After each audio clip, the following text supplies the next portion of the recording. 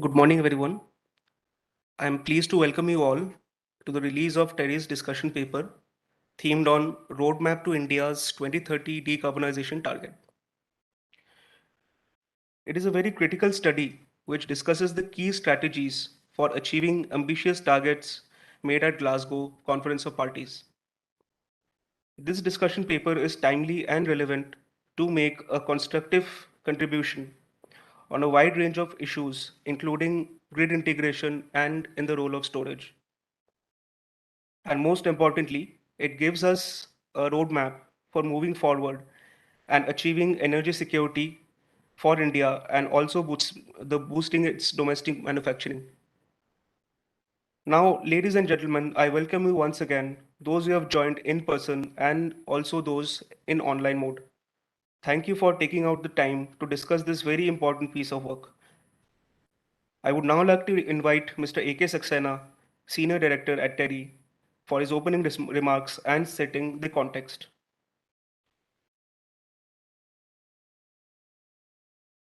Thank you, Tatiya. It's my pleasure to welcome you all to this event where we are trying to release the discussion paper of TERI on the roadmap to India's 2030 decarbonization target.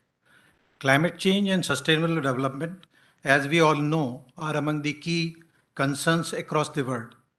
Climate change not only affects the human life and economic activity, but also the wildlife and the marine life, as well as agriculture. In regard to the sustainability, we all know that we are significantly dependent on the import of oil, coal, and the natural gas. Approximately 1/4 of our coal and 85% of crude oil and about 50% of natural gas is imported. Honorable Prime Minister has at COP26 set the net zero target for 2070 and also defined the interim milestones for the year 2030. The targets are undoubtedly ambitious, but looking at the progress what we have made during the years in achieving the NDCs, I think we feel that the country should be in a position to achieve these targets. But for this, a well-planned roadmap assumes critical importance. In this backdrop, we have tried to prepare a roadmap, and we look forward to the suggestions from all of you through the questions and the comments which will follow after the presentation to be made by our colleague. So I think with this background, I would like to request Dr. Vibha Dhawan to give her welcome remarks.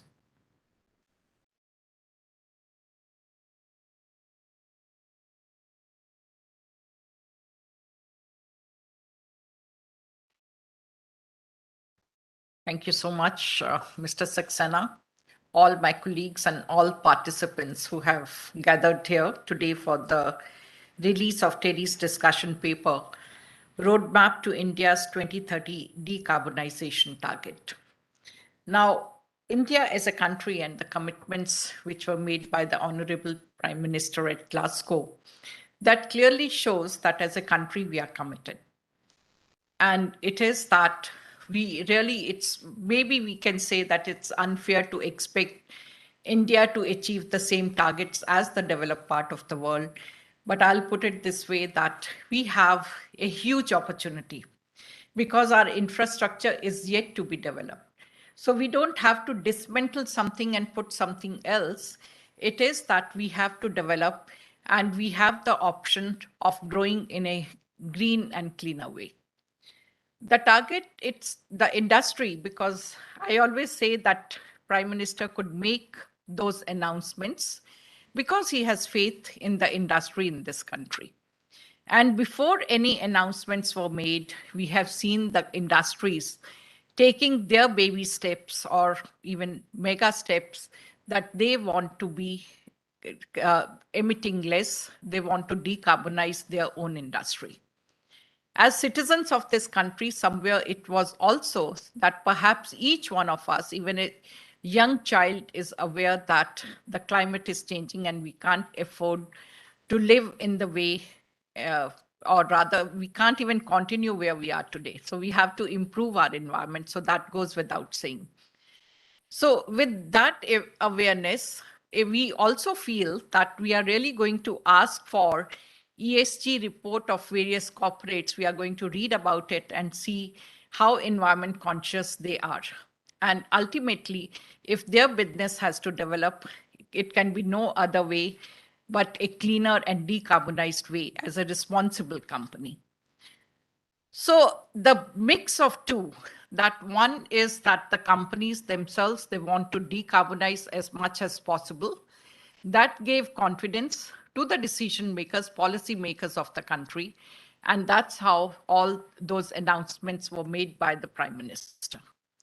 That also shows us another part of it, and that is what is voluntary today may become mandatory tomorrow. And therefore, whatever the expansion plans are, they should be as much clean as possible. So one is never saying that development has to stop, but development has to continue, looking into the technological options and affordability that exist today. Now, electricity sector in India, it has gone rapid transformation in the recent past, both in terms of if we look at energy access, electrification of villages, as well as the usage of energy. It is going up as at all levels. So first of all, villages were not electrified, today they are, and our own requirements are going up.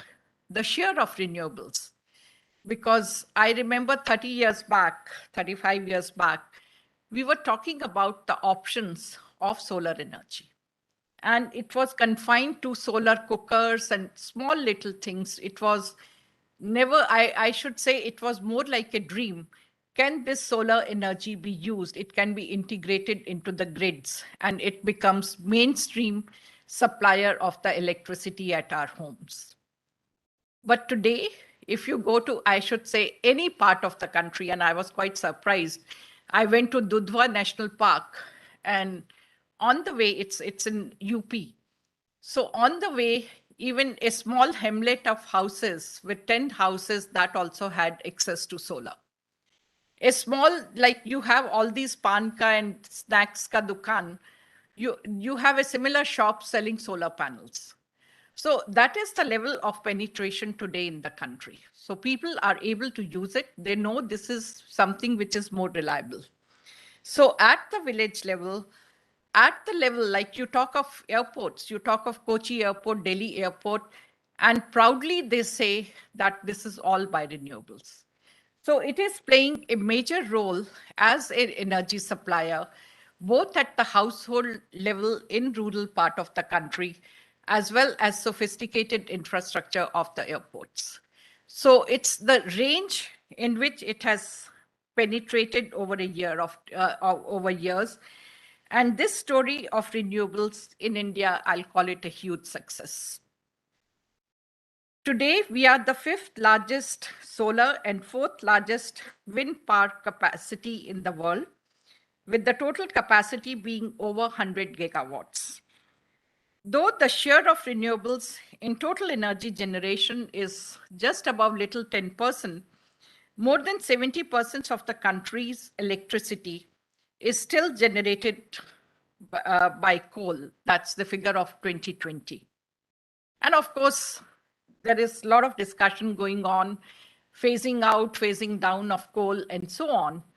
But we must realize that as a country, this is the only fossil fuel which we have. And therefore, maybe we should be permitted to use it little longer till other options are commercially more viable, as well as we have technology to integrate it into our current systems. But then with coal also, I'll say there are so many other things which we can do to avoid emissions the way they are today. So we should definitely take care of that. But at the same time, it is that we have to move towards phasing it out. Now, whatever was announced in COP26 at Glasgow, what is important is, are we moving in the right direction? Can we fulfill all the promises which were made over there?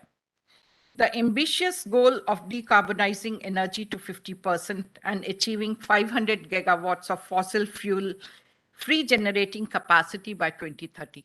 We are just 8 years away. And really speaking, it's a large increase over the commitments made at Paris. And perhaps as a country also, we never expected. But once made, I'll say that 2060, 70 is still something that we can say we don't know, we are not going to be there. But 2030 is something where we expect all of us will be there to witness that. And really speaking, it is we who have to make policies to ensure we meet those targets.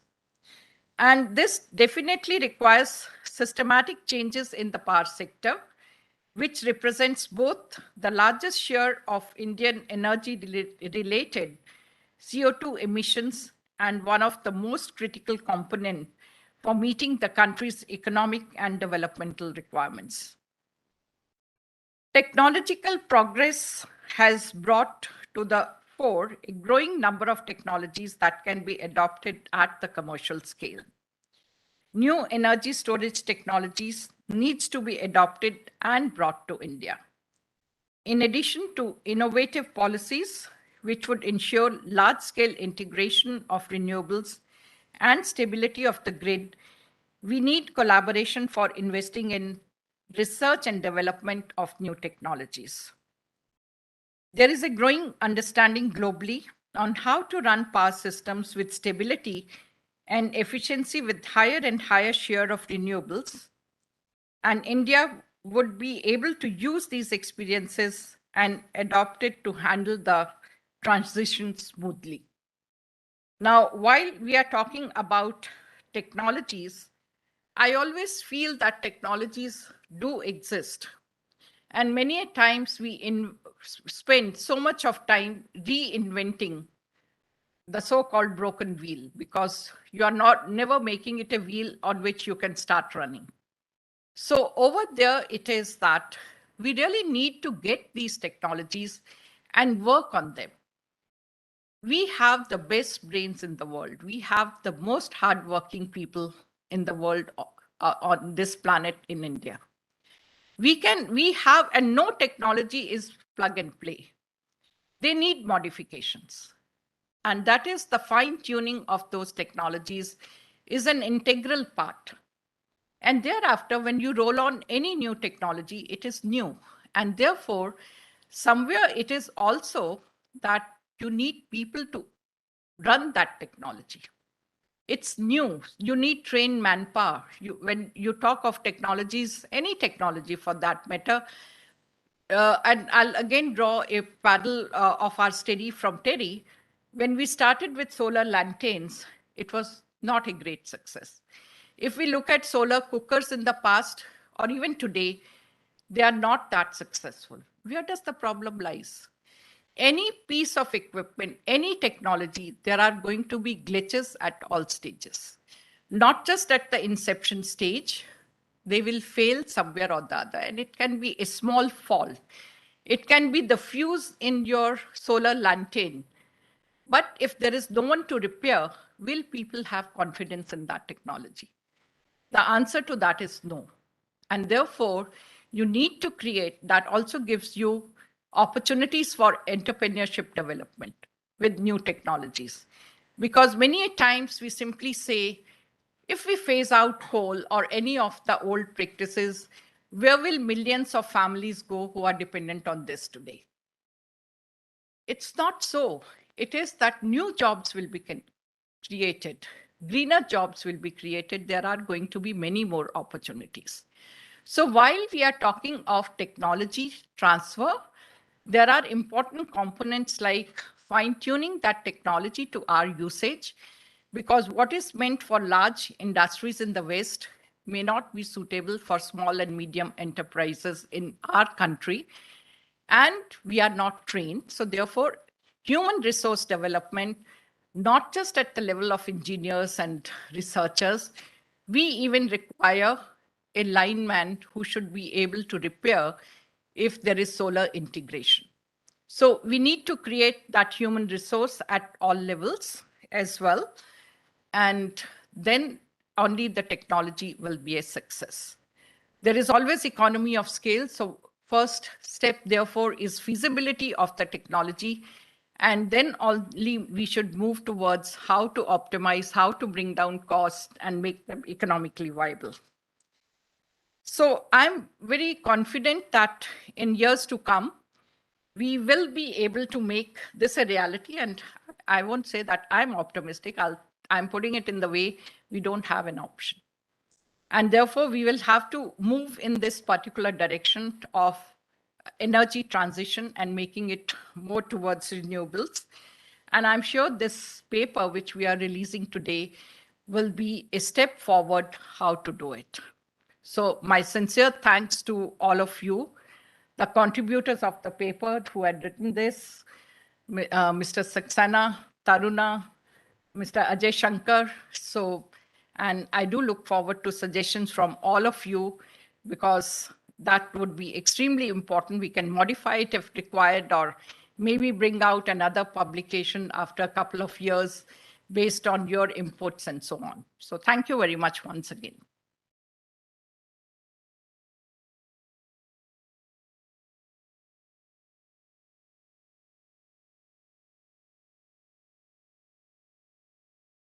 Thank you, ma'am, for your kind insights.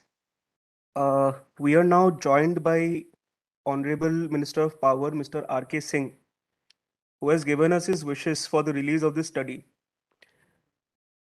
I would like to now play the recorded message which he has sent to us. The Director General, TERI, ladies and gentlemen, it gives me pleasure to release TERI's discussion paper on the roadmap to India's Decarbonization Target 2030. Our per capita emissions are one of the lowest in the world. They are in fact 1/3 of the world average. Despite this, we take our commitments which we made under COP, the Conference of Parties, very seriously. And in fact, we have emerged as one of the leaders, world leaders in energy transition. We had pledged in COP21 in Paris in 2015 that by 2030, 40% of our power generation capacity will come from non-fossil fuel sources. We achieved that target 9 years in advance. We achieved that target in November 21. And today, about 41% of our power generation capacity is non-fossil. We now have about 161 gigawatts of non-fossil fuel capacity against the total established capacity of 403 gigawatts. This is just above 40%.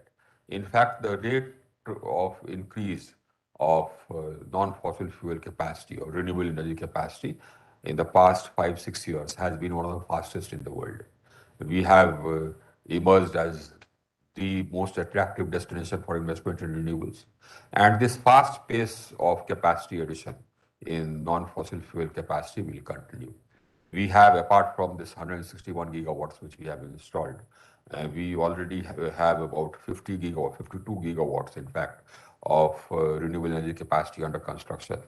You add to that a capacity under construction of about 12,800 megawatts of hydro, which is not included at 50 gigawatts.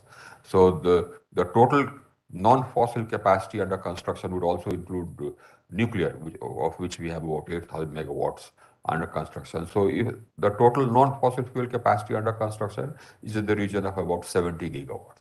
That's apart from 160 gigawatts which we already installed. So that makes it 230 gigawatts. Now, because we achieved our NDCs 9 years in advance, in fact, we are the only major economy, the only G20 country which has achieved its NDCs 9 years in advance. Because of that, we increased our ambitions in COP26 in Glasgow. And we've now committed that by 2030, we shall have 500 gigawatts of non-fossil fuel capacity established for generating electricity. By 2030, my total capacity for power production would be about 820 gigawatts. And out of that, in fact, more than 500 gigawatts will be non-fossil. We will achieve that target. I have no doubts about that whatsoever. As I said, 160 gigawatts is already established and about 70 gigawatts plus is under installation. That makes it 230 gigawatts already. So 500 gigawatts we shall achieve. Similarly, in the emissions reduction, now in COP21 in Paris in 2015, we had said that we shall reduce the emissions intensity for our economy by 33% uh, come 2030, as compared to 2005 levels. Now, we've already reduced the emissions intensity for the economy by almost about 30%. We have emerged as a leader in that as well. So in emissions intensity reduction also, we've upped our ambition. In Glasgow, COP26, we pledged that we'll reduce the emissions intensity of the economy by 45%, as compared to the 2005 level. So that also we shall achieve. I have no doubts whatsoever. As I said, despite the fact that our per capita emissions are one of the lowest in the world, we have emerged as a leader in energy transition and in decarbonization and reduction of emissions.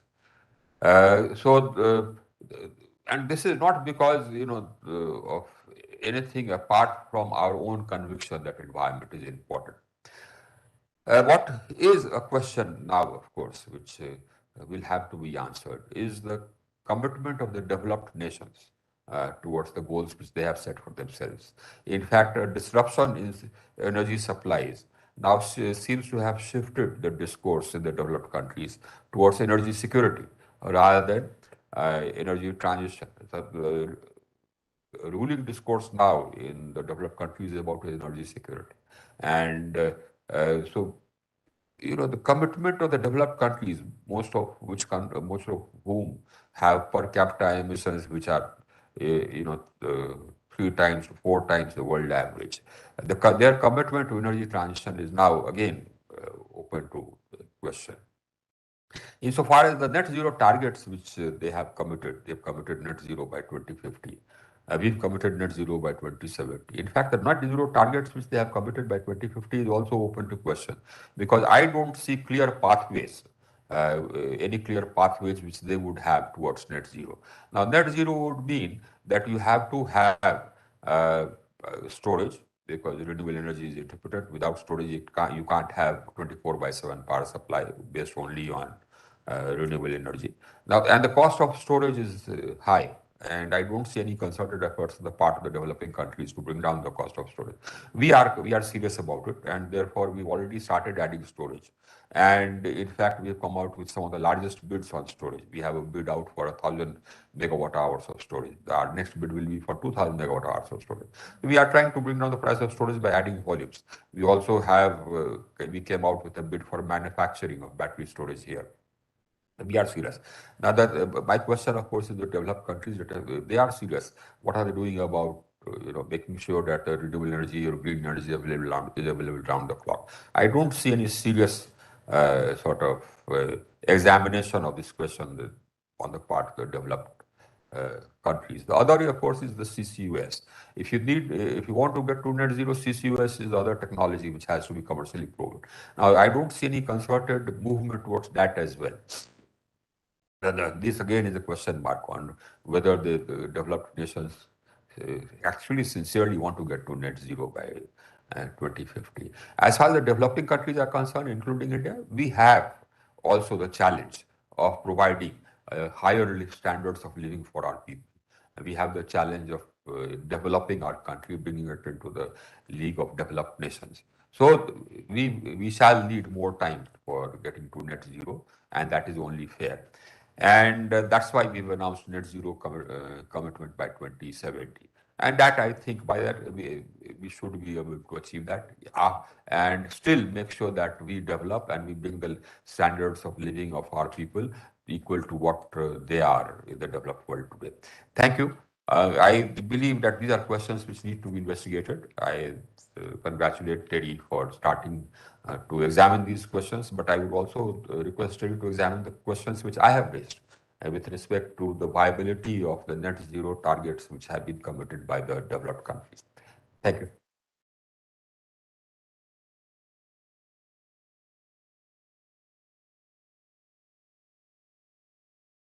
So we would now like to officially release the discussion paper. I would like to call the Director General, Dr. Beva Dhawan, Ajay Shankar ji and Saxena ji for the official release.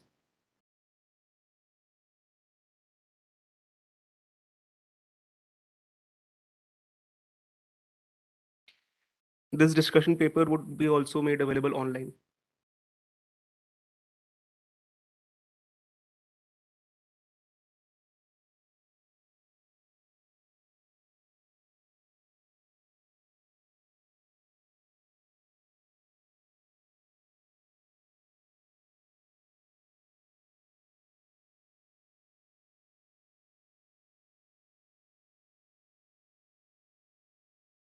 Thank you, sir. Yes. So now we would like to move ahead to the next segment of the presentation, which is the to present the key findings of the study. And we would like to call Mr. Ajay Shankar ji and Taruna.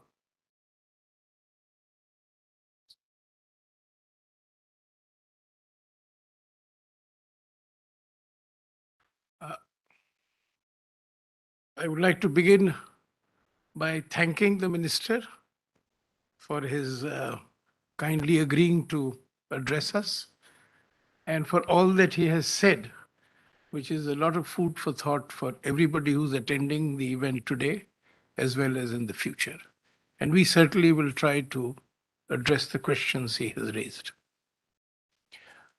When India announced in Glasgow this massive increase in its ambition for 2030, and also commitment for net zero by 2070, um,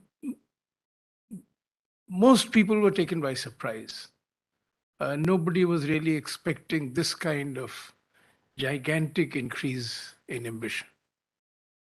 And as the minister has pointed out, that we are in the forefront in having achieved the Paris commitments for 2030, and again we are in the forefront for increasing our ambition for 2030.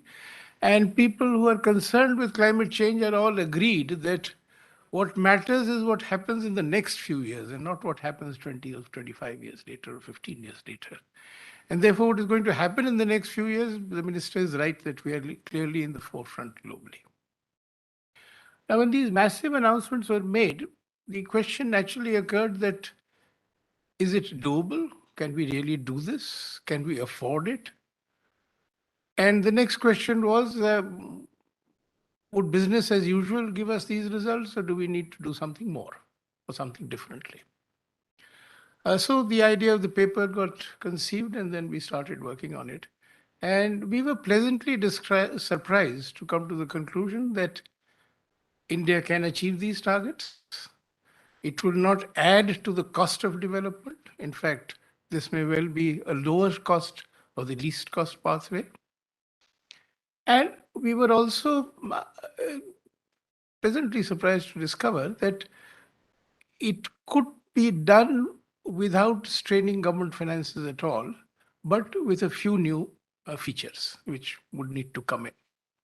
So Taruna, my colleague, will be making a detailed presentation. So I will just touch on a few of the ideas which came to us, which would involve a departure from business as usual. Business as usual is something which has given us enormous success, and the key to that success has been the RE capacity addition in this country is the result of smart policies which have brought in private investment in a competitive industry structure. And this private investment and competition has given us such low costs and such great success. And this is the result of smart government policies. So because this would not have happened on its own if the market had been left to itself.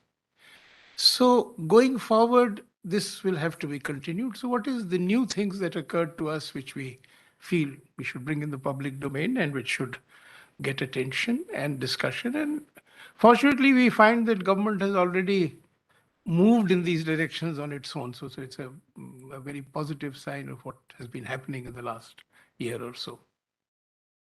So I will, apart from scaling up whatever has been happening as much as we can, I would just mention the few new ideas that we have brought to the table. So the first is that rural India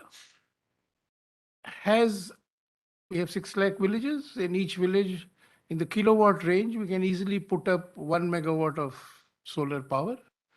But this potential of 600 gigawatts of solar power will not be realized through the bidding process. So we need to depart from the bidding process because you can't invite bids in the kilowatt range in villages. So we need a feed-in tariff which is attractive enough for private investment, approved by the State Electricity Regulatory Commission, and that market forces will surge, will lead to a surge in investment. And as I said, 600 GW is the potential in rural areas. So all that is needed is a feed-in tariff. We believe anything between 3 to 4 rupees will save money for discoms and will lead to a surge in investment. The second idea that we have put forward is that in the wind sector, we should start offshore wind development irrespective of the cost, just to get the industry going. When we began the National Solar Mission, we did that. The tariffs were very high, but we did a few projects and then competition brought costs down. So we should begin offshore wind development. And we should also restore banking, which led to the great success of wind power development in the 90s and the first decade of the century.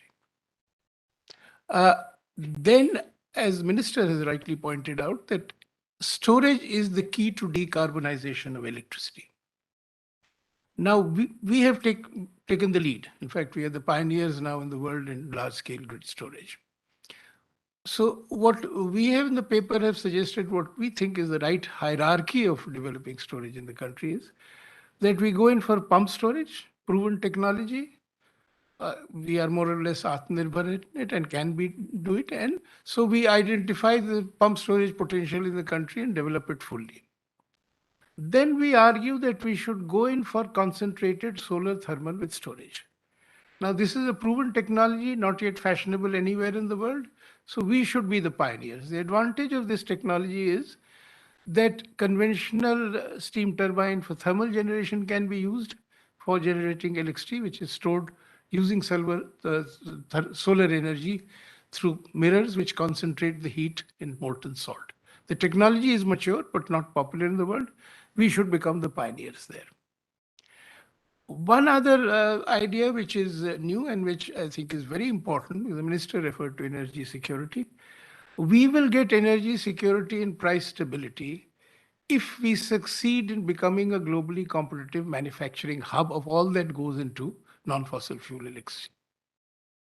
Now, we already have a good PLI scheme. The new idea that we have put forward is an idea that I have been arguing for some time, is that government should use the power of government procurement to invite bids for, say, production of solar panels in the country with full value addition. And the bid should be for the minimum capacity which makes investment feasible and assured procurement for 5 years so that the capital cost invested in putting up a plant is risk-free. So what I'm saying is you invite bids for 1 GW supply 5 years in a row at the discovered price, and we will buy these solar panels from the year the bidder goes into production, and we provide the bidder land and cheap electricity at assured rates so that he can do a reasonable calculation of how he would arrive at the cost and therefore the price at which he'll give us solar panels. I think becoming Atmanirbhar in manufacturing is the key for both price stability as well as energy security for us. And in this decade, we should achieve this. With this, and one final point I'd like to make is that the demand projections have to be based in discoms and they have to be done on a continuing basis because it's very difficult to project demand. Some assessments have been made, but needs to be done on an ongoing basis. And related to that is the need for system studies, needs for storage, at what amount of storage we need, and desegregation of procurement of peaking power, which will need storage or fossil fuels in the short run, and the other conventional power. Today, our PPAs do not distinguish between these two, and it's time that distinction came in and came in quickly. With this, I'll request my colleague Taruna to take over and make a detailed presentation. Thank you.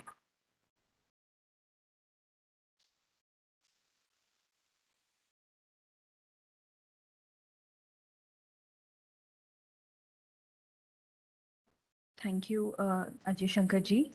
Now, I hope my presentation is visible. So I request to upload the presentation.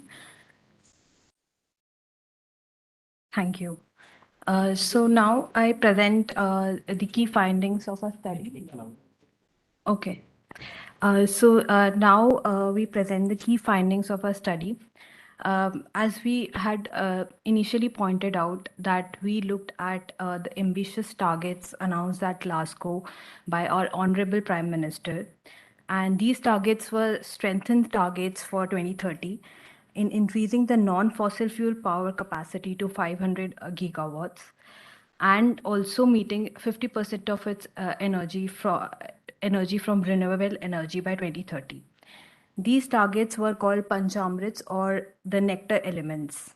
These targets or Panchamrits are a kind of a gift from India to the world. But at the same time, this Panchamrits present a case for an unprecedented contribution of India to climate action. India's climate ambition has increased substantially as we move from Paris to Glasgow. And we have seen that India's NDC commitments at Paris, which were 40%, achieving 40% of non-fossil fuel capacity by 2030, has already been achieved well before the target. So India is progressing well in terms of its NDC commitments. However, the key question is whether these ambitious commitments announced at Glasgow, are these achievable? So presently we are on 165 gigawatts of non-fossil fuel capacity, and in order to meet the 500 gigawatts of non-fossil fuel capacity, we would need approximately 340 gigawatts of non-fossil fuel capacity in the next 8 years. This means we are expecting an average of 40 to 43 gigawatt of non-fossil fuel capacity every year going forward, which is a very huge ambitious target from the present generation capacity of 9 to 10 gigawatts in a year. So in this study, we have argued that achieving 500 gigawatts of non-fossil fuel capacity and 50% of generation from renewables would not only be feasible, but in all probability affordable as well. At the same time, it would be very challenging for the grid stability, because we are talking about bringing renewables to the core of the power mix. And the major challenge would be to increase flexibility of generation sources and deployment of energy storage technologies. These are needed for smooth functioning of the grid and completely utilizing the RE capacity. Now, India's Central Electricity Authority has modeled and projected 2030 projections, in which which we know that as per these projections, 280 gigawatts would ideally come from solar and 140 from wind. That means we are talking about approximately two-thirds of installed capacity coming from zero carbon sources. At the same time, if you look at the graph at the right side, this is from 2010 to 2020, in the last decade, what we have achieved in wind and solar. And there is a steep increase for 2030, for going towards 2030. So now the key question is that given the success of renewables, which is largely driven by private sector investments, we need to upscale our targets at a huge level. But at the same time, there are decline in tariffs for solar as well as wind. And this presents a case in favor of renewables.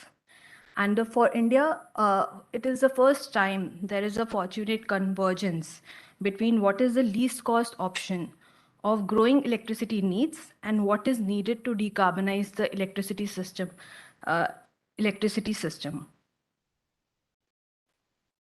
Now, in order to address the flexibility issues and the variability, as we know that renewables are intermittent and we need to stabilize the grid when the sun doesn't shine and wind doesn't blow. And also at the same time, the storage would be a key determinant for ensuring the flexibility of the grid. And SECI has announced successful auctions of 1.2 gigawatt of RE storage tender, which were awarded to Greenco and Renew Power. And now we can see the price differences and the tariffs which are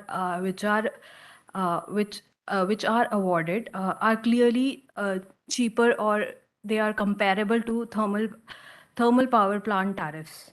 So we have made a case that beginning work on a new thermal power plant is no longer justified commercially, and there is a very strong case for renewables and coupled with storage going forward.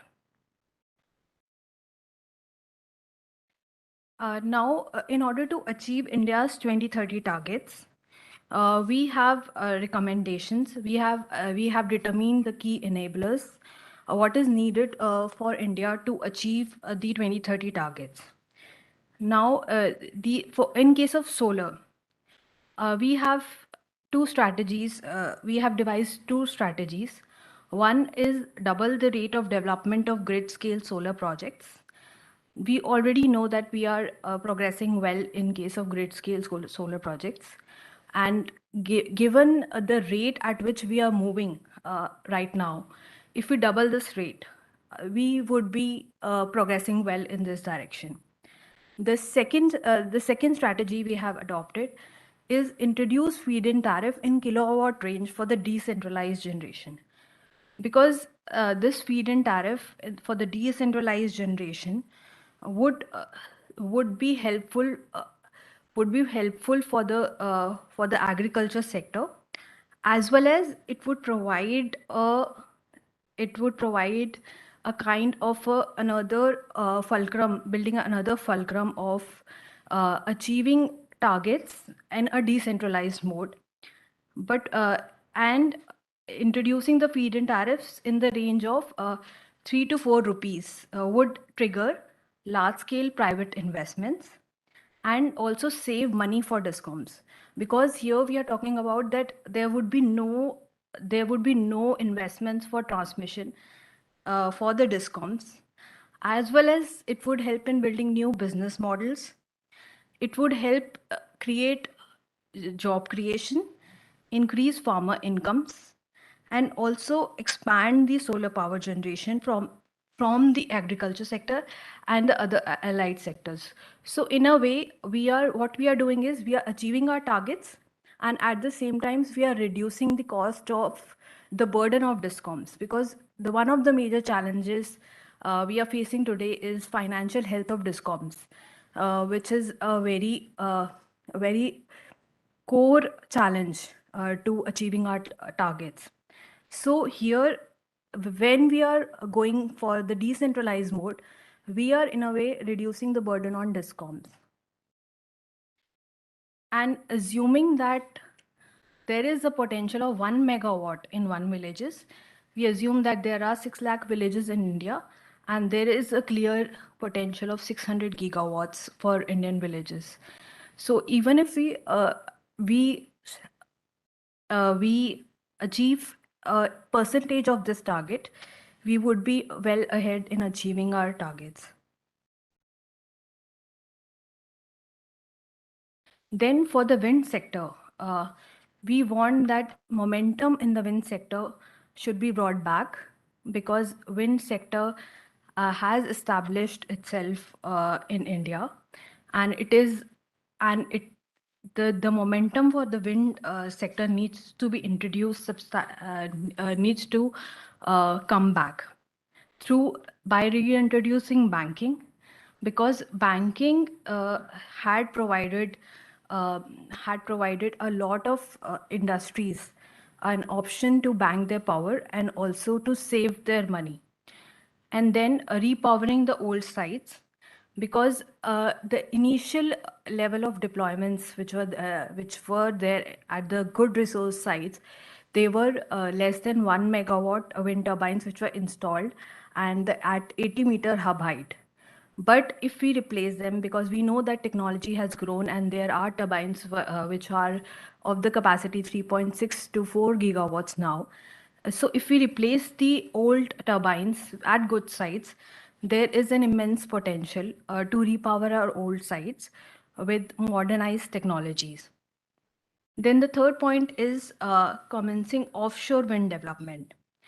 So offshore wind development, we clearly know that the costs of offshore wind development is clearly 2 to 3 times than the onshore wind development. So here we suggest that we identify the potential site and we begin the work on offshore wind development. And with price discovery and scaling the targets, we could achieve economies of scale. Then time of use tariffs. And by introducing time of use tariffs, we are in a way, it is an effective demand side management. And we are in a way incentivizing the change in consumer behavior, and we are flattening the demand curve. And also at the same time reducing discom costs for meeting peak demand. And the second is that we are giving consumer an option to buy only green electricity. So a progress has been made. We have the Ministry of Power has announced green energy open access rules. And here we suggest that DISCOM need to give commercial and industrial sector the choice to buy carbon-free electricity on a real-time basis with separate tariffs.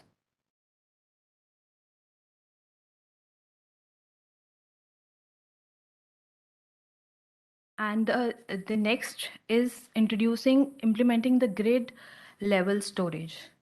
For the pumped storage plants, there is a potential of 96 gigawatt in India.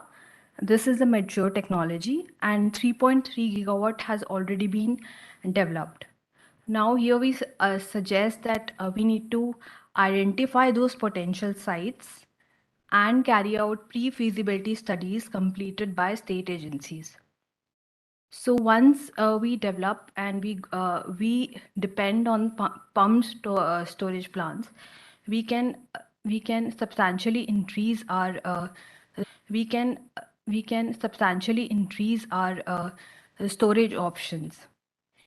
And where we know that this technology has a long gestation times and a lot of financing is required. So where the private investment is not forthcoming for development, state agencies should assume responsibilities and they should absorb the risks of uncertainties. And then consider awarding projects on hybrid annuity or a pure annuity contract basis. And the financing should be made available through specified agencies, financing agencies like National Bank for Financing Infrastructure and Development.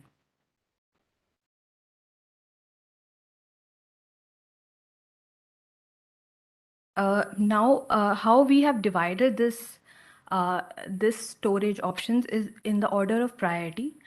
So, we have said that first in the order of priority is the pumped storage plants. The second is exploring the technology of concentrated solar thermal plants, which use mirrors to concentrate the sun rays and store it in a form of a molten salt. This stored energy is then used to run a conventional thermal plant turbine to generate electricity. And this is a very good technology in terms of how it can dispatch energy. So one of the clear benefits of this technology is that it can dispatch energy at any time of the day. So, and at the same time, the levelized cost of tariff for this technology has clearly dropped from 2010 to 2020 by 68%. And recently, the lowest PPA for a CSP project was announced in Dubai at 7 cents So this means that India can easily adopt this technology. And at the same time, we also suggest that manufacturing for CSP technologies should begin, like manufacturing of mirrors, manufacturing of components of solar thermal plants should begin under the PLI scheme and the Atmanirbhar Bharat vision. And battery energy storage systems, we know that battery energy storage systems could be a very good option for grid scale storage, but it is at a early stage at scale storage globally. And the biggest battery storage plant has been developed in California for 400 megawatts and 1600 megawatt hours. And India has taken a lead with SECI issuing a tender of 1000 megawatt hour standalone battery energy storage system. And as our Honorable Minister also mentioned, that India is going to focus on energy storage systems going forward. But the concerns for battery energy storage are clearly that growing demand for batteries for EVs, availability of rare earths, and issue with large-scale deployment of batteries.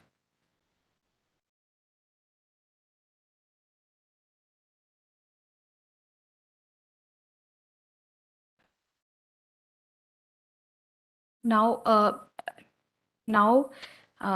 as we know that under the Atmanirbhar Bharat and Make in India initiatives, Ministry of New and Renewable Ministry of New and Renewable Energy also launched the PLI scheme.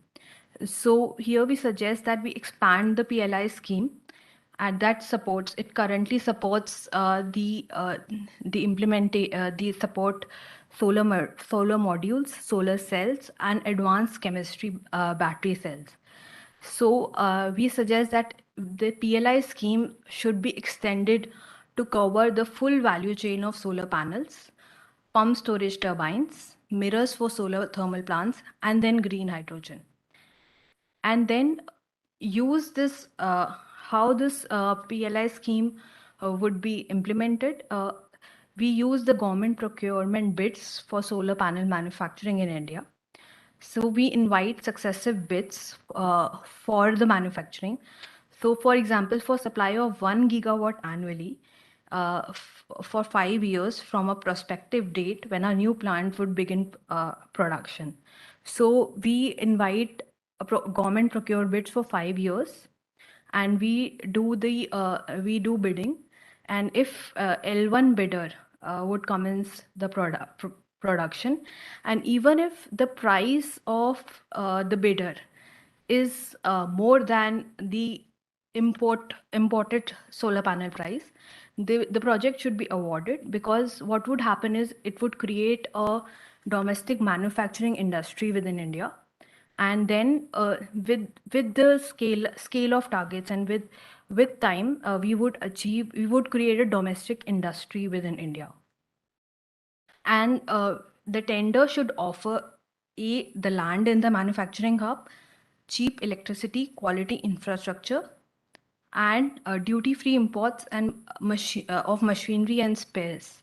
So this would ensure that there is cost competitiveness, and there is the essential components for manufacturing are there. And at the same time, for the scaling up of manufacturing, we are also doing the price discovery. And repeat this government procurement approach for CSP, batteries, and green hydrogen for hydrogen mission. And Indian industry has been forthcoming. They have also become partners in National Hydrogen Mission, and a number of industries have announced that to bring down the cost of green hydrogen at a globally competitive price by 2030. So in this way, we can become a competitive RE manufacturing hub and achieve energy security by establishing an industry, because presently our industry is highly import dependent. Even the solar, if we talk about solar, the import dependence is to a tune of 80% or more. So against the annual demand of 20 gigawatts, we only have the capacity to manufacture 3.3 gigawatts for solar cells and 9 to 10 gigawatts of solar modules. So this is a very important pillar for achieving our 2030 targets. So key requisites for success. We say that RE capacity has grown with private investments. That is because of the credibility of long-term contracts with discoms. Demand projection by discoms and PPAs to meet full demand to continue to drive investments. So in this, we say that as the demand would grow, we are also doing demand projections and also honoring the PPAs to drive investments, so that the investors doesn't lose the interest in the markets. And then turnaround of financial health of discoms, and lastly government competitive procurement, especially of storage, to incentivize movement down the cost curve. So once we need for the storage, we need to invite bids both for pure storage and for hybrid storage. We need to invite bids, and with price discovery we can achieve economies of scale, and then the cost would also come down. So here like for example, India has also established one of the integrated renewable energy plants which had been announced, which is 5,000 gigawatts developed by Greenco and funded by ArcelorMittal. So this is a hybrid plant which would have pumped storage, wind and solar combined. So in this way, by launching these kind of initiatives and by taking these kind of steps, we could certainly achieve our targets. So I would end here and would like to take your suggestions, your feedbacks and your comments. Thank you.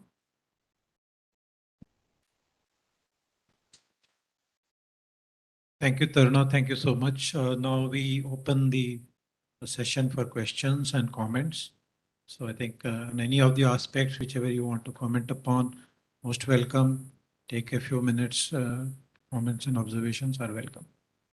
So anybody can. Mr. Rakesh Nath, sir, I think over to you. Somebody can give the mic to him. Yeah, first of all, I must compliment the authors for the excellent paper, which gives a lot of information and a clear roadmap to decarbonization.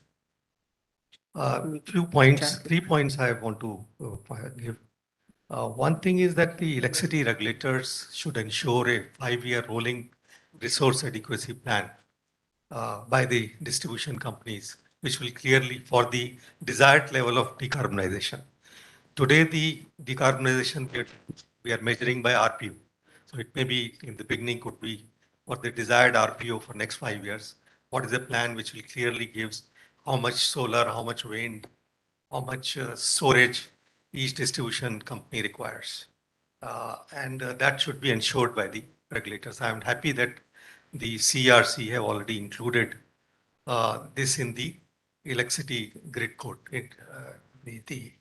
the Indian electricity grid code draft.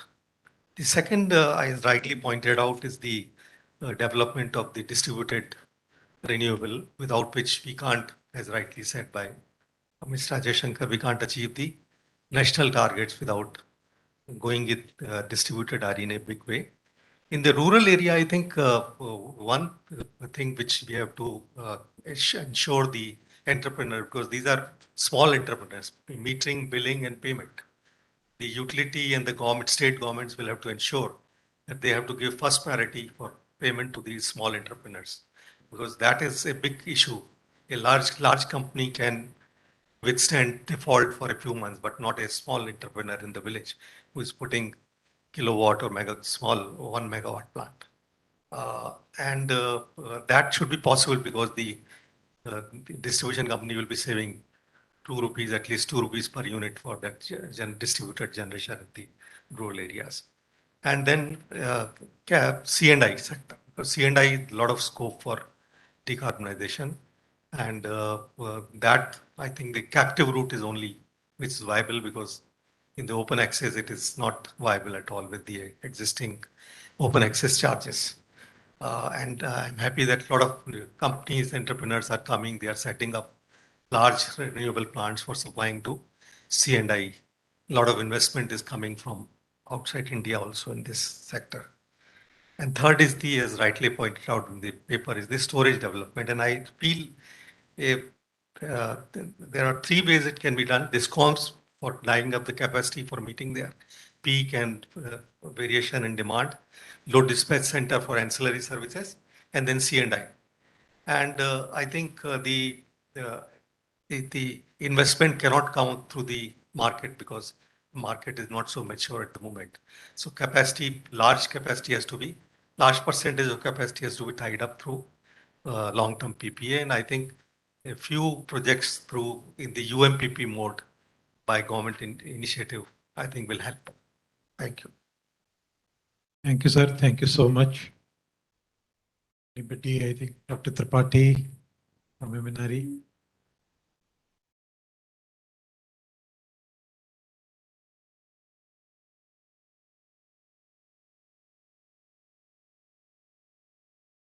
Please. Sir, I must congratulate on the wonderful presentation that we have heard. It has been enlightening to all of us towards the journey on the alternate energy. I would like to just take a suggestion on from the point of view of the industries. For some industries, the emissions are inherent part of their products. An important aspect of the decarbonization shall be the carbon offsetting, for which we do not have any concrete plan or guidelines for the carbon credits, earning the carbon credits, plantations, and how to go about it, the whatever the carbon CCUS technologies which we are using.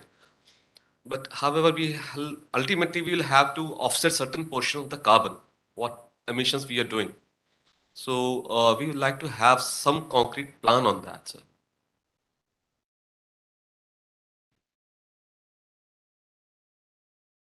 Yeah, can we, yeah, there are questions in the chat box also. Yeah.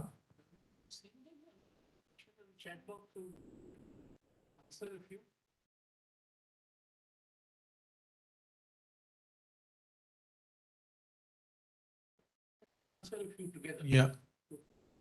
Pick up 4 or 5 key questions and pose it to us and then we answer.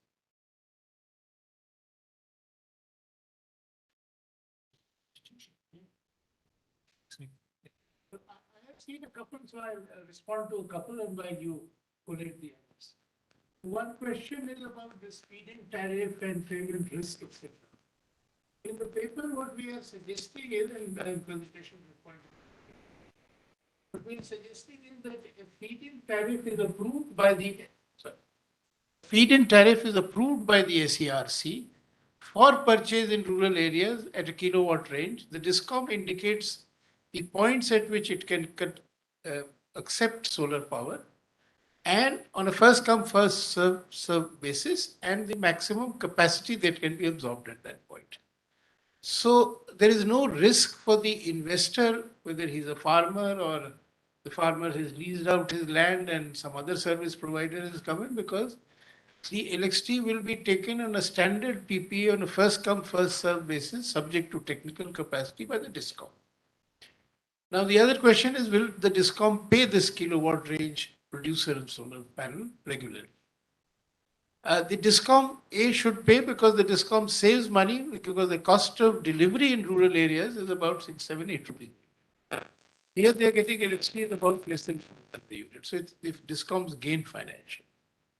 And then the other point is that once farmers put up these solar panels and are selling to the DISCOMs, I think the farmers' constituency, the political process will ensure that the farmers are paid on time. So I do not see any risk on that side. It will take time to gather momentum, because first few projects have to come up successfully. People have to figure out how to install. The DISCOMs have to put in a process whereby these things are done smoothly. online preferably. I have seen another question on this banking. Now, wind power gained in banking by initiative of some of the southern states. It was never a national program. And in banking, what would happen is that, and it's explained in the paper, that an industry would put up a wind farm somewhere else. And whatever electricity was generated in that wind farm went into the grid. And it was the industry, while consuming electricity from the DISCOM, got a set off. So they paid for the electricity they consumed minus the electricity they had fed into the grid. It is similar to having captive solar in industrial plants. So that is why we are advocating that restoration of banking for wind power would be a good thing. So these are two questions I had seen earlier. Taruna, have you been able to spot some other questions which we should try and answer? There is one question. There is one question on the off-river or on-river pump storage plant. I think both of the types of pump storage plants are required. I think certainly the off-river pump storage plants have a low gestation period without any doubt, and the RRR issues are also substantially less, or they are not there at all. And I think we also feel that the off-river pump storage should be sort of encouraged without any doubt. There's another question which I find about as I can read from Mr. Soni. I think who would act as a banker and update the passbook, etc. Does it mean barter? Sir, would you like to respond to this? I had responded to it earlier, saying that it was a system working very well in the southern states, and that is why it led to a surge in wind power development in the 90s. Added incentive was 100% depreciation. Now, the depreciation rate restoration we are not recommending, but banking would make it very attractive for the private sector to invest in wind farms and identify wind farm sites.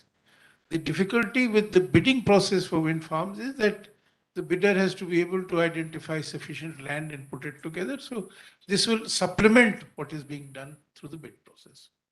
And we have one more question, which is while transmission build out would reduce with distributed solar, 1 megawatt solar plant in each village might involve massive augmentation of the distributed infrastructure each village I've understood. So let me respond. 600 GW is the total potential, may take a long while to develop because it's not going to happen overnight. And similarly, as prosperity comes to the rural areas, as electric appliances move into the rural areas, as household penetration increases, rural demand is going to surge. Some of it we are witnessing already. So the DISCOM will be saved the investment in the transmission and distribution network for carrying electricity to the load center, and generation at the load center, which is the village, will be the most cost-effective way of meeting growing rural demand. And another point advantage of this, which has been brought out in the paper, is DISCOMs will be able to give electricity to farmers in the daytime through solar power, and reliable supply in daytime to farmers would be welcomed, but by the farmers would also lead to efficient use of water for irrigation, and therefore water use efficiency will also come into the system. And also each village load currently would be sub megawatt range and the solar would be exported out of the village. No, again, the build-up will be gradual. So as I said, it is kilowatt range subject to the technical capacity of the DISCOM to absorb it at a particular point today. So as the rural load increases, the capacity would rise and the capacity to absorb is right. 600 megawatt is a theoretical potential to be achieved maybe over 15, 20 years. The 30 goal is only 500 non-fossil fuel capacity. And further corresponding energy storage facilities would be required by DISCOM for off solar hours. So this has been addressed in the paper. We are highlighting the importance of storage. India needs to be a pioneer in storage in the world because of the fact that our RE program will be primarily driven by solar power, and solar power needs storage to be able to meet demand more or less round the clock. So that's the case we have made there. Thank you. I would like to make certain suggestions onto this. Good afternoon. I am Arun Tripathi from Ministry of New and Renewable Energy. First of all, I would really like to congratulate the team who has taken a lead in bringing out such a debatable and a very useful paper. My first suggestion would be the concrete suggestions given in this paper may kindly be formalized and circulated among all the policymakers, including Ministry of Power, Renewable Energy, CERC, and whatever states and so. So, because I find that this is the first time such kind of exercise has been done, and there are many quarters, there are many organizations engaged in this. They are also doing these kind of exercise. So some issues should be formalized in a letter form and given to everybody so that they can take certain steps and certain concrete decisions on this. There is also need for transmission and distribution network uh, commensurate with the total capacity we are talking by. Of course, the concerned people must be taking care of it, but this needs to be flagged. Green energy corridor is one of the exercise, and that needs to be augmented. Even the existing capacity also. Regulators have to when we call feed-in tariff for wind and all, the regulators have to be convinced and they have to be advocate. It needs a lot of advocacy because earlier it was there. Then we moved to the bid-based system. Certainly, it has given a jolt to the wind sector, but it again needs a lot of advocacy among the policymakers. That also we can make. Government procurement, you have mentioned many times. I would like to be clarified what you mean by government procurement in terms of power generated or in terms of the inventory created out of the production to be procured by the government and so on. Because this government cannot, I mean, all the times government cannot ensure the complete procurement in many issues are there. So this needs to be addressed. Then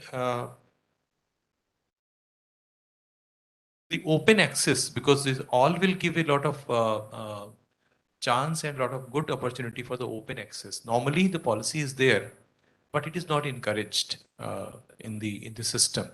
So it will also need the advocacy for open access because in renewable now many organizations like DMRC, railways, those who are the large scale procurers of the power, uh, they would look for they are looking and they would look for the procurement of green power to claim themselves to be a green or a user. In that case, the policy for open access to be made more liberal, to be more easily I mean approved and these kind of things. Then industry, which industry needs to be given a lot of priorities in this, which we have in many times the government has really missed the bus in many issues. So this needs to be advocated from all the corners.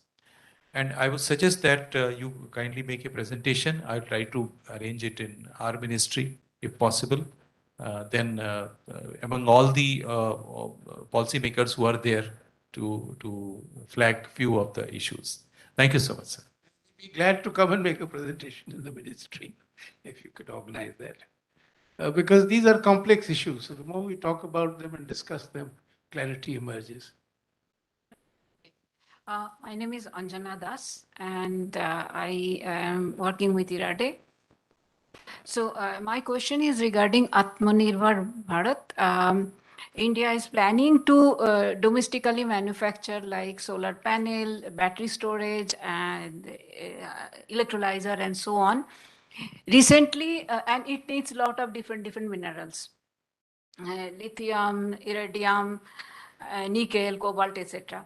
Recently, the IEA, International Energy Agency, published a document showing which country owns how much of these resources. And China has done shopping quite long time ago. And most of the resources, 70, 80, 90% is shared by China now. So how India will address the raw material issues? Is there any assessment on that? So this is one of my question. Second question, I was not in India for a long time. In 2008, I think it was a solar mission. I read that document and it was talking about CSP. And of course, CSP is still very expensive. I think $5,000, $6,000 per kilowatt. And IRENA publishes every year, you know, how cost is progressing of different energy technologies. And this year also it's showing only one plant is built and cost has gone up by 10%. So my question is, why didn't India addressed CSP so long time? Because I was asking many people and they say, okay, because of monsoon, you don't get energy, because in solar PV, you still get energy. So are those the reasons or what are the reasons? So these are two of my questions. Thank you. Yeah. Okay. I have three questions. First is on the regulatory side, second is on the policy side, third is on the manufacturing side. So on the regulatory side, we know that in any state electricity regulatory commission or anything which we tell about feed-in tariff, net metering, or anything which has to be approved as a tariff for payment, it goes through the regulatory commission. And most of the regulatory commissions are not very much I will say capacity built it, that they can come up with very innovative regulations. And it was always the precedent that FOR or CRC publishes something which sets the framework for futuristic regulations. And then these frameworks were modified, examined by the State Electricity Regulatory Commission, and then they adopted for the state. But in last 3-4 years or 5 years, I can say that CRC had stopped playing that role, or even said that we will not venture into any of the RE regulatory tariff determination framework, because everything is left to the market and the tender-based mechanism. It is said that everything is matured and everything can go on the tender mechanism.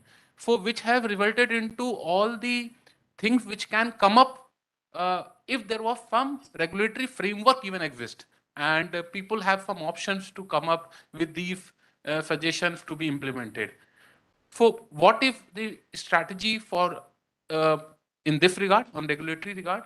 Secondly, on the policy front, we are depending everything, or we are dependent for each of the thing on DISCOMs.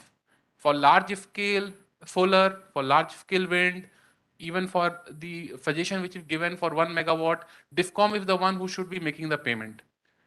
And decentralized, which is real decentralized, own self-generation, self-consumption, there is no discussion on that point. I saw in the paper where we can say that, okay, India's power requirement, maybe 20% or 30% is something like the one which can be generated and consumed. And there is no requirement to go through an intermediary to meet those requirements. And what can be done to facilitate that? And the third one is on the manufacturing. So there is a lot of discussion on the manufacturing. It is a very welcome step that we have PLI. But if we have any number, my question is that what is the value addition we are doing on manufacturing, or we are just substituting the import of finished product with the import of technology, capable manpower and the minerals, and just adding 5 or 10% at the end while doing so much of effort in the manufacturing. So are we becoming Atmanirbhar completely, or is it that we are procuring the company from outside and then just replicating their technologies without indigenization and much of the value addition? If more than 50% value addition is being taken while we say we are doing manufacturing. So these are my three questions. Thank you. May I respond now before I take some more questions? Otherwise, I'll forget the questions. I've not been making notes. On manufacturing, so we have recommended government procurement, because when the solar mission began, the view was that domestic value addition would be made mandatory in the SECI bids, starting with modules, then cells, and then the full value chain. The USA took us to the WTO and said that this is not WTO compatible. We lost the case in the WTO after some years. It's a different matter that we also did not pursue a domestic value addition in the subsequent tenders. And the reason why we didn't pursue domestic manufacturing was that imported solar panels were very cheap. Solar power was very expensive, and so we wanted to achieve solar power deployment on scale at that stage, and domestic value addition and manufacturing got a lower priority. Now that solar prices have come down so much, I think government believes that we should move forward in the area of domestic manufacturing. And we have argued that we should aim at becoming Atmanirbhar and becoming a global manufacturing hub. Now, when we say we want to be a global manufacturing hub, we are really looking at full or almost full value addition in India.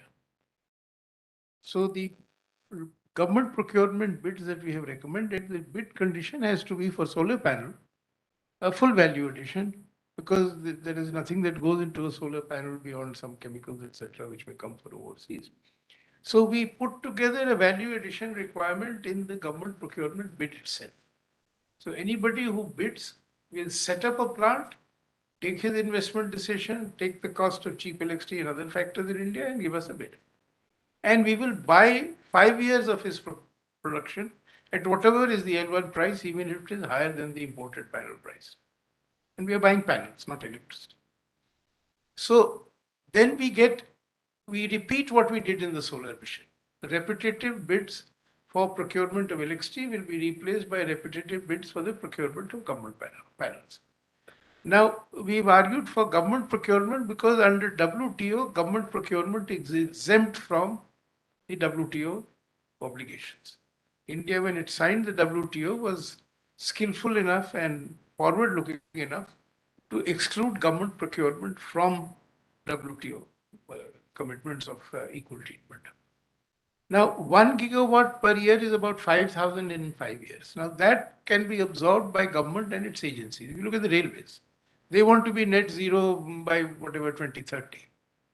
Their needs are large. Then you look at all the, cantonments, defense establishments, government buildings, this, that, and the other. So government procurement can mandate full value addition for solar panels. Now, we are also conscious of the global situation, which is why in our recommendation for storage, we have given first priority to pump storage, where in theory there is no need for importing anything. Second priority we have given to CSP, because once you start making the mirrors in India and the sensors in India and the molten salt can be made in India, you can be fully self-reliant. And that is why we have given batteries the third priority, because batteries globally are vulnerable, as IEA has pointed out, to possible scarcity in terms of rare earths or rising prices, as we have seen with fossil fuels just now. So we believe that batteries, we should certainly explore the market, but it should get a lower priority because being Atmanirbhar in the other two is very easy from day one. So that's, and the phrase government procurement we have used is to make sure that we don't run into difficulty with WTO, etc. And this is a tiny fraction of the total market. 1,000 megawatts in 5 years is 5,000 megawatts. We are looking at 30,000 megawatts per year capacity addition. But if we do the repetitive procurement, then the same firm may be able to go into the market and sell to the developer. So the developers are not going to them because they don't exist. And the good news is that our largest firms have seen the writing of the wall or are very forward-looking.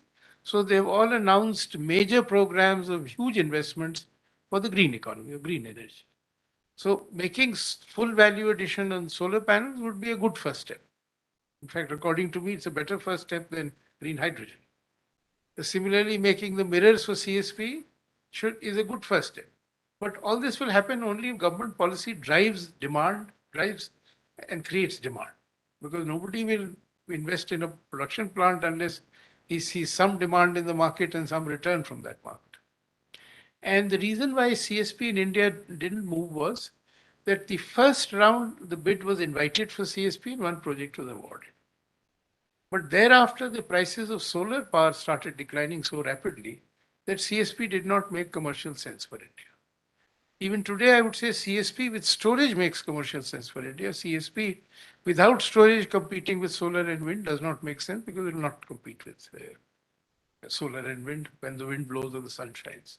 But CSP will give us storage which in a cost-effective manner.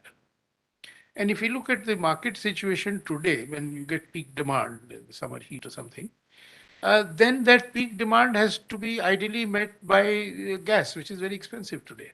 LNG gas is very expensive.